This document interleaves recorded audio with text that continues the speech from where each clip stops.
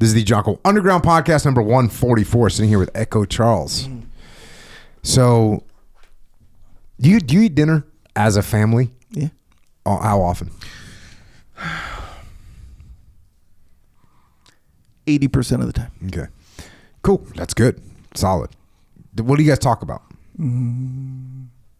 Normal stuff like i.e. School for the kids. We make jokes, I think, a lot of the time. Yeah. Okay. Like kind of what's going on nowadays with, this kid, that kid. Oh, like Jessica is trying out for this play or whatever, this kind of thing. Right. Not other kids, just our kids. Oh, your own kids. Yeah. So, house school, that kind of stuff. Yeah. I mean, it really depends. But yeah. Have you ever just, like, one of your kids just brought something up and you were like, all right. Yeah. Kind of fired up for that? Yes. So I can't think of anyone off the top of my head, but yes, because I always do understand or am impressed with, how like certain, when kids, they observe stuff and they only live for, I don't know, in my case, like 8 years, 11 years, been living on this earth. So they see things through a different lens, a little bit different perspective. So they'll notice certain things more than other things. So they want to ask questions about this very specific thing within a, and yeah, so that becomes interesting. Yes. So I'm kind of building this up, but something happened at my dinner table the other night. Sure. So right now, I got a lot of kids out of the house, right? We basically have one girl, my youngest daughter left. And we're sitting there, we're eating. And sometimes when the food hits the table, there's not much talking. Maybe it's more eating. Yeah. You know what I mean? Everyone's hungry. Yeah. We've been working out. We've been training, Yep. So anyways, we're sitting there and same stuff that you're talking about. School, how's the class? How's the thing? My wife, talking about something, whatever. And then there's just like there was this pause, like no one was really saying anything for like 1 minute. It's a long time in dinner. Silence. But, I'm eating a steak. Yeah. And then my daughter, she just goes, Ronnie Coleman's body fat was 0.33% at his lowest. Oh, yeah. And when she said that, I was like, you know what? It was such an awesome moment.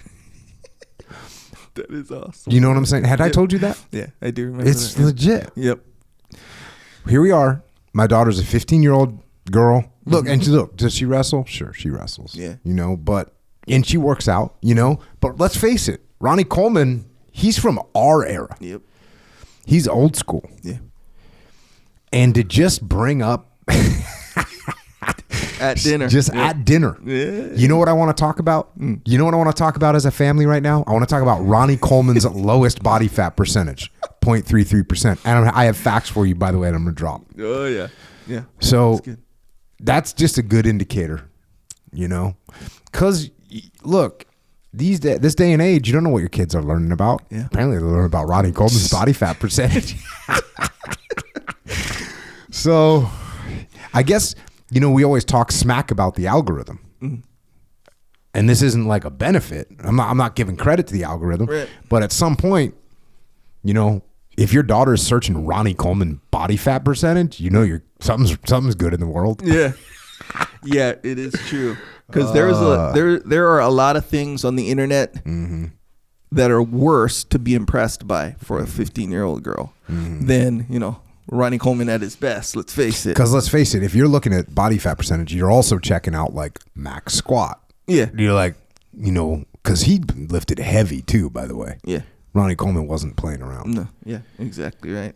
And yeah, you can kind of deduce how when he was a police officer, he was just so jacked. Oh yeah. Yeah. Yeah. Her that element of history that she, experienced. Yeah. We're happy with that one for sure. Yeah. Because and even like, okay, so she's into wrestling too, which is already she's on the right track because let's say like I don't want to say normal because I don't know what normal is, but let's say it stands to reason that sometimes a 15-year-old girl can look at or take interest in certain things on the internet and to bring to the dinner table, and it'll be really like, are we that happy that she's into that? You ever heard that? You ever heard the term deep cut? Deep cut. Like you talking about a band, and it's not the band's top, single, or not even really their top album, or maybe not even. It's sort of like some deep cut from way in the, way in the past. Like no one knows this song, but it's a B-side of a single that got released before the band made it. Yeah. And there's only a certain number of printings. Yeah. That's a deep cut, right? Hell yeah. That's a good one. But when you're throwing out 0.33%, it's kind of a deep cut. Yeah. Oh yeah. Especially for her. Yeah, that's what I'm saying. Like if I came out with that, you'd have been like, oh, that's cool. It would have been honestly, even if you said that, I would be like, okay. Like if you sat down at dinner and you just threw that into the mix, I would be kind of fired up, to be honest with you. Yeah.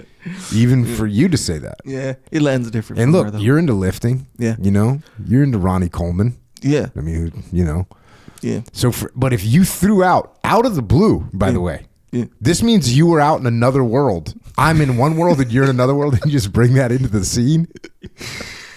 Yeah.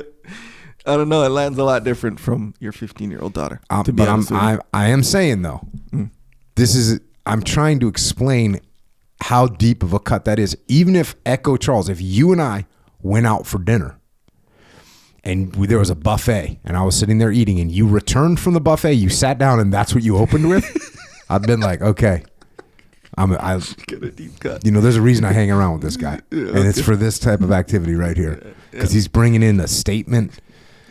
Kind of random. Yeah. We weren't talking about bodybuilding. We weren't talking about working out. We weren't talking about body fat percentage. It was just on her mind. Yeah.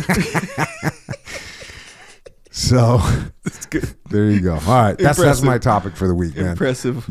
Let's give credit where credit is due. Yeah, fully. King Ronnie Coleman. That does bring up a kind of a good question though. I think kind of maybe a stretch, but maybe not.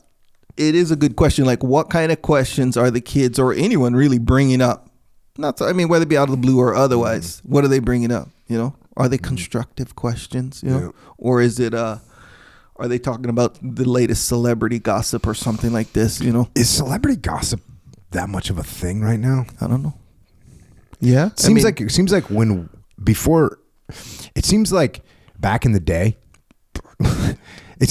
day, when they needed news, they would just fabricate, gossip from the celebrities.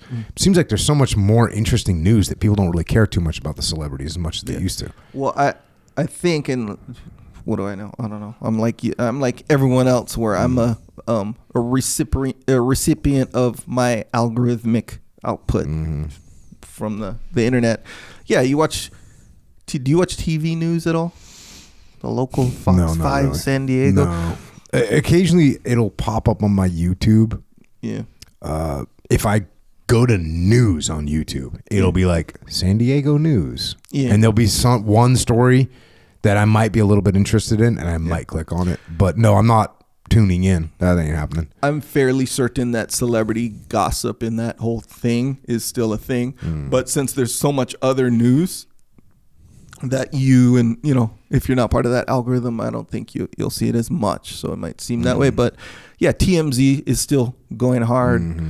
I don't know. I hear a lot about Kanye West. I don't know. It's like that kind of stuff. But I think you're in the same boat. We're not really into that stuff, even if it does show up. So if it was if we were more into it, it'd be more into our algorithm, and we'd know more about it. I think so. Yeah. Because my wife sometimes will watch those Real Housewives shows, and I'll come in, kind of done for the day, and then she'll be kind of watching it, and she calls it in the background, while she does some other stuff. But I'll come in and watch it. And you post up? Yeah, I'll post up for sure. Yeah. And I'll watch it for a little bit, and come on, it's hard to take the show seriously, So I start talking some trash, and she's like, "Hey, I feel way different when you watch it with me, because this is just background drama, fun background noise, and now you're into it like it's supposed to be some important." You're critiquing their thought process. Yeah, the whole deal.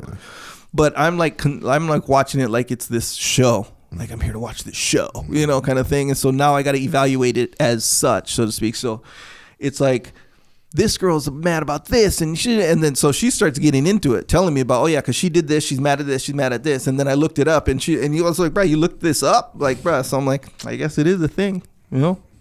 I didn't look it up, but it's out there. It's out there, I believe so. All right. Yes. Well, hopefully your kids can do something cool, Yeah. and they bring something cool to the table. Yep. My daughter brought something cool to the table. You know who Lee Haney is? Yeah. He was another Yeah, legend. Yeah. He was solid too. Well, there's a lot of those guys that were jacked. Fuck yeah. Tom Platts, he's still out there just getting after it. Oh yeah. Quadzilla. Yeah. That's what we call him. Man. All right, let's get into some Q&A. All right, Q&A. This one kind of goes hard. Okay. Got an opener. Here we go. Yeah. Firstly, thank you for the great content. You both have shown this trooper how to get on the path and stay there. All that you do is appreciated. Thank you. I'm writing to see if you have any advice on how to help my wife. She comes from a very religiously oppressive household and has a mother who was, during my wife's childhood, physically, verbally, and emotionally abusive, using her religious beliefs to justify her treatment of her children. We got married young and moved away. After many years, she was able to rebuild communication over the phone and appeared happy that her mother had seemed to change. Later, we decided to move back to our hometown and reconnect with the family. This proved disastrous. The change that her mother had made only lasted until we arrived. Her mother returned almost immediately to her verbal and emotional abuse, and my wife broke down. Much of the PTSD she had overcome returned, and she fell back into a mental state that took us years to get her out of the first time.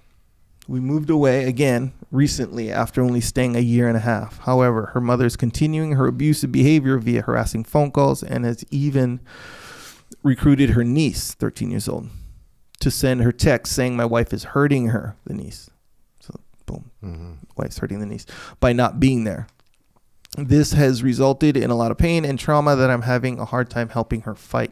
She recently watched podcast number 447, Linda McFarlane, with me on YouTube in the hopes of seeing how strong Christian women should and can be, but had to stop mid-podcast as she had a real-time panic attack. When she found the words to express what caused her anxiety to spike, her answer was, how do we know she's not torturing her family when no one is around?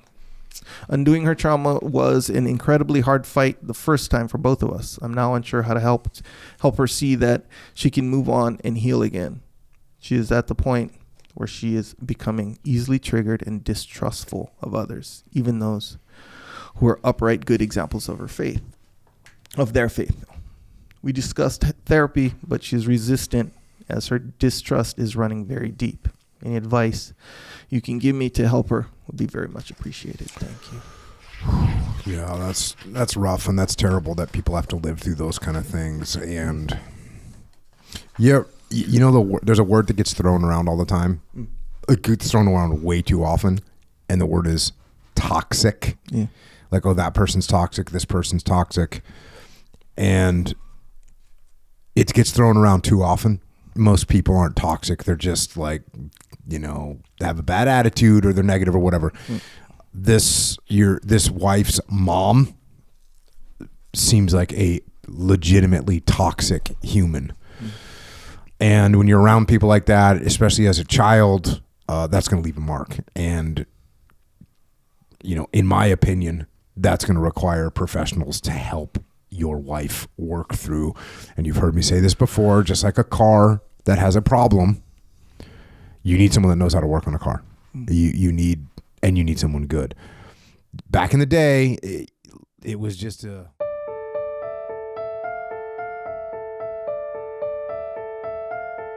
That is a little excerpt of what we are doing on the Jocko Underground podcast. So if you want to continue to listen, go to JockoUnderground.com and subscribe. And we're doing this to mitigate our reliance on external platforms so we are not subject to their control. And we're doing it so we can give you more control, more interaction, more direct connections, better communications with us, strengthen this legion of troopers that are in the game with us. So thank you. It's JockoUnderground.com. It costs $8.18 a month. And if you can't afford to support us, we can still support you. Just email assistance@jockounderground.com and we'll get you taken care of. Until then, we will see you mobilized underground.